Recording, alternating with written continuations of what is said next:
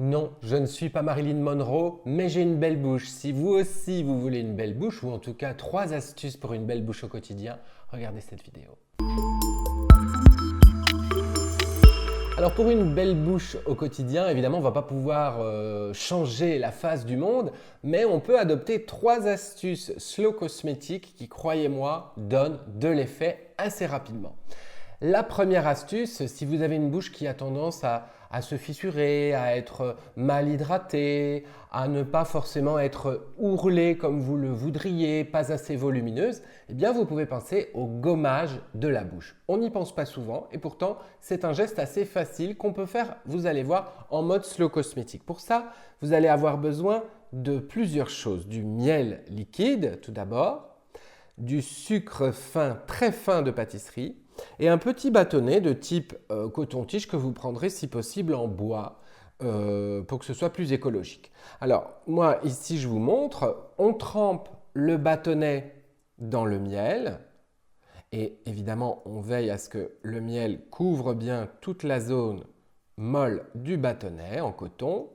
On le roule ensuite délicatement dans le sucre très fin et on obtient une pâte exfoliante qu'on va appliquer sur la bouche, un peu comme pour un baume à lèvres à vrai dire, sauf que vous allez voir que, là vous voyez j'en ai mis sur mon doigt, j'en avais mis trop, sauf que vous allez voir que c'est assez facile avec le bâtonnet de faire des mouvements de cercle ou de va-et-vient. Alors, quand on gomme sa bouche comme je suis en train de le faire, l'important c'est de prendre son temps, de ne pas appuyer comme une ou un forcené et bien évidemment de rincer en fin d'opération avec de l'eau tiède. Pourquoi pratiquer ce gommage? Tout simplement parce qu'on veut éliminer des petites peaux mortes et que le miel a un pouvoir humectant qui vient temporiser l'action exfoliante du sucre.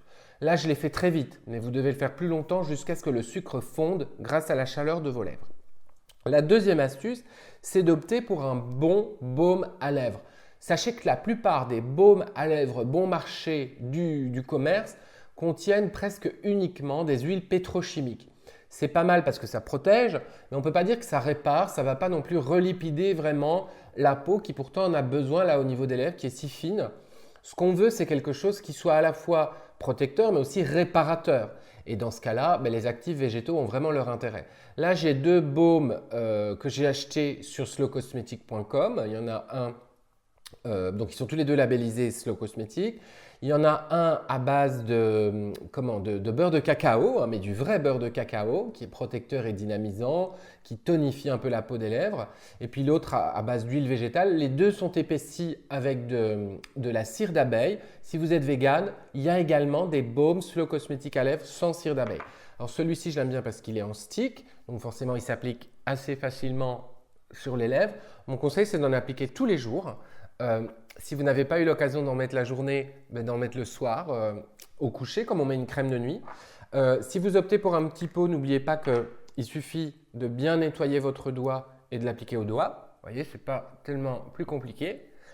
Et en optant pour ces baumes à lèvres, c'est comme si vous optiez pour une très belle crème de jour ou de nuit pour votre peau. La troisième astuce, c'est la gym faciale. Je vous en parle souvent, vous pouvez taper gym facial sur les réseaux sociaux avec Julien et vous trouverez des exercices. Je vous en rappelle 2 pour une bouche tonique bien ourlée. C'est important de muscler le contour de la bouche.